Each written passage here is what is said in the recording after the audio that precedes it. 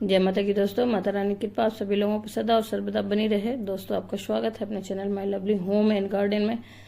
आज हम लोग बात करेंगे दोस्तों ज्येष्ठ मास के कृष्ण पक्ष की जो एकादशी है, जिसे अपरा एकादशी या फिर अचला एकादशी कहते हैं। यह एकादशी उसी तरह महत्वपूर्ण है जिस तरह से इसका नाम है, उसी तरह से ये फलदायी भी है। अपरा अचला का मतलब ही हुआ कि कुछ भी पुण्य फल हमें मिलेगा जो अचल होगा, अथाह होगा, जिसका कोई अंत नहीं होगा। और आज के दिन त्रिविक्रम स्वरूप के भगवान की पूजा की जाती है दोस्तों। और इस व्रत को करने से कीर्ति और यश की वृद्धि होती है। फिर इस व्रत के महात्म्य इतना है कि अगर कोई ब्रह्म हत्या किया हो या फिर प्रेत योनि में भटक रहा हो या पर निंदा जो किया हो, इन सब पापों से भी वो मुक्ति पा सकता है इस व्रत को करने से दोस्तों। इसलिए ये व्रत बहुत ही महत्वपूर्ण है दोस्तों। तो आज की वीडियो में हम लोग ये एकादशी कब है, ज्येष्ठ मास के कृष्ण पक्ष की एकादशी कब पड़ रही है और इसका पूजा विधि क्या है, इसका शुभ मुहूर्त पारण का क्या है और इसकी तिथि कब शुरू हो रही है दोस्तों, पूजा का मुहूर्त क्या है, इसमें क्या भगवान को अर्पित करें और किस तरह से करें कि भगवान हम पे अति प्रसन्न हो, इन सब विषयों पर हम लोग बातचीत करेंगे दोस्तों। वीडियो की जानकारी बहुत ही महत्वपूर्ण है, तो आपसे निवेदन है कि पूरी जानकारी लें दोस्तों।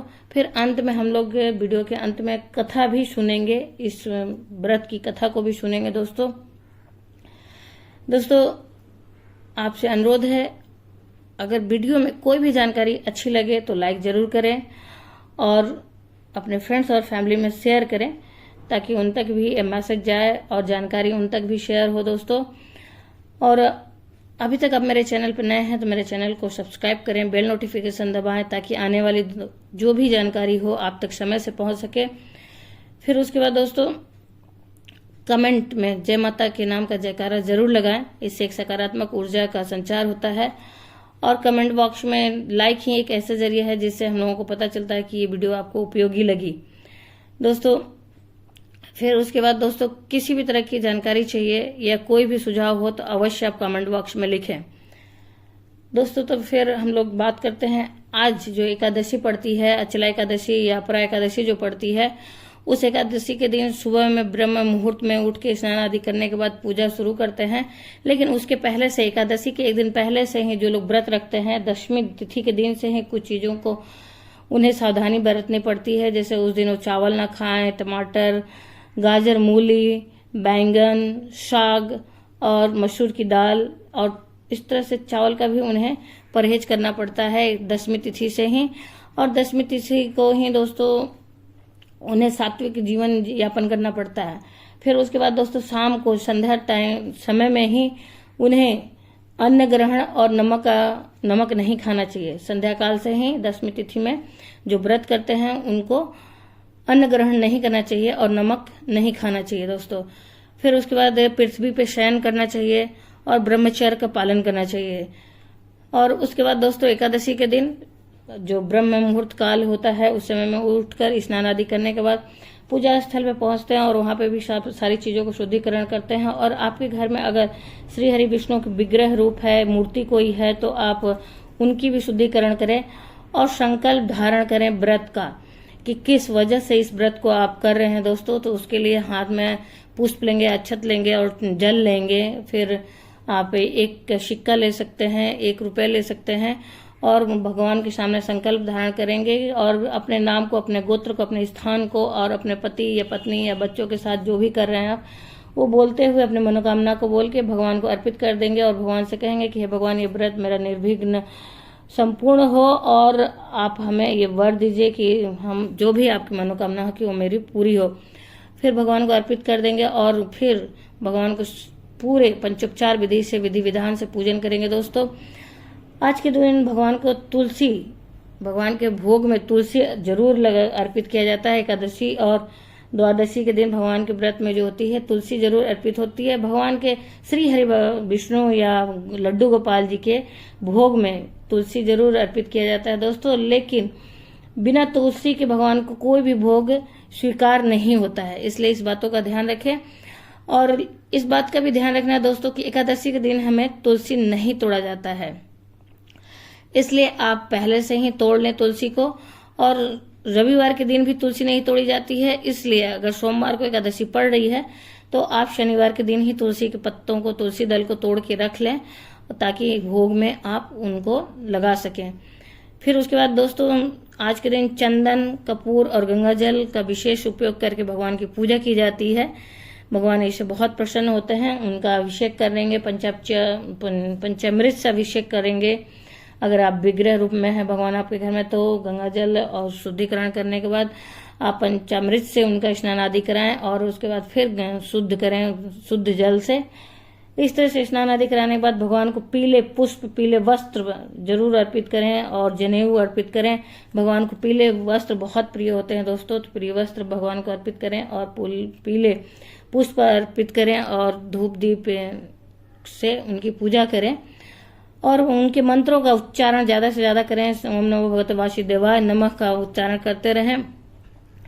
फिर इस तरह से उनकी पूजा करेंगे दोस्तों। पूजा करने के बाद वहां पे इनके भोग में आप केला अवश्य चढ़ाएं। भोग भी इनका प्रिय है केला, तो इनके भोग में केले का भोग अवश्य लगाएं। आप अपने सामर्थ्य के हिसाब से मौसमी फल और जो भी मीठा वगैरह अर्पित करना चाहते हैं कर सकते हैं और इस तरह से पूजा करेंगे। और सारे दिन बहुत सारे लोग इसे अपने सामर्थ्य के हिसाब से सिर्फ जल ग्रहण करके व्रत को धारण करते हैं और बहुत लोग फलाहार ग्रहण करके धारण करते हैं दोस्तों। तो इस तरह से आप पूजा कर सकते हैं। आपका जैसा शक्ति सामर्थ्य हो, आपका शरीर जिस तरह से साथ दे उस तरह से इस व्रत को धारण कर सकते हैं और संध्या काल में भी पूजा अर्चन करेंगे। इसी तरह से दोस्तों इस व्रत का इतना महत्व है कि अगर कोई ब्रह्म हत्या भी किया हो, शास्त्रों के अनुसार कोई ब्रह्म हत्या किया हो या प्रेत योनि में भटक रहा हो और पर निंदा किया हो, उसको भी इन सब पापों से मुक्ति ये व्रत दिलाता है। फिर उसके बाद दोस्तों इसका पुण्य इतना है कि जिस तरह से गंगा सागर में स्नान या बद्रीनाथ और केदारनाथ के दर्शन और सूर्य ग्रहण में स्वर्ण दान के समान इस व्रत को धारण करने से पुण्य मिलता है दोस्तों। बहुत ही पुण्य फलदायी ये व्रत है। फिर उसके बाद दोस्तों हम लोग इस व्रत को धारण करेंगे और पूजन अर्चन करने के बाद आइए हम लोग जानते हैं कि इस व्रत को कब शुरू करें, एकादशी तिथि कब है और कब शुभ मुहूर्त हो रहा है, किस दिन हमें व्रत करना चाहिए दोस्तों। तो हम लोग तिथि और समय जान लेते हैं दोस्तों।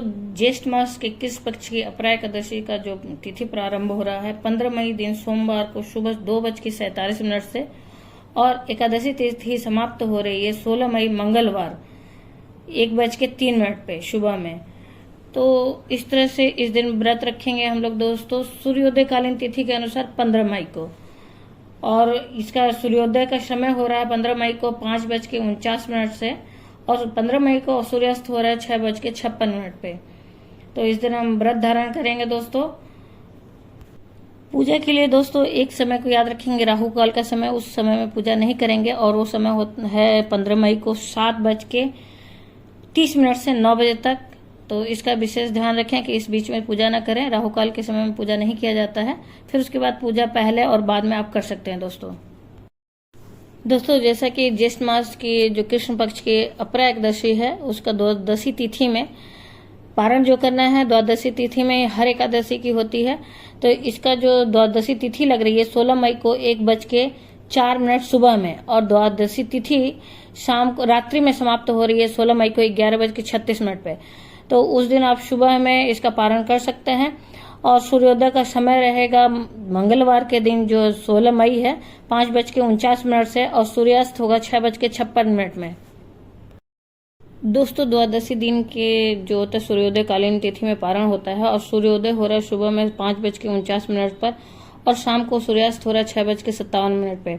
राहु काल है द्वादशी दिन जो तिथि है उस दिन दोपहर में 3 बजे से प्रारंभ हो रहा है राहु काल और 4:30 तक रहेगा राहु काल।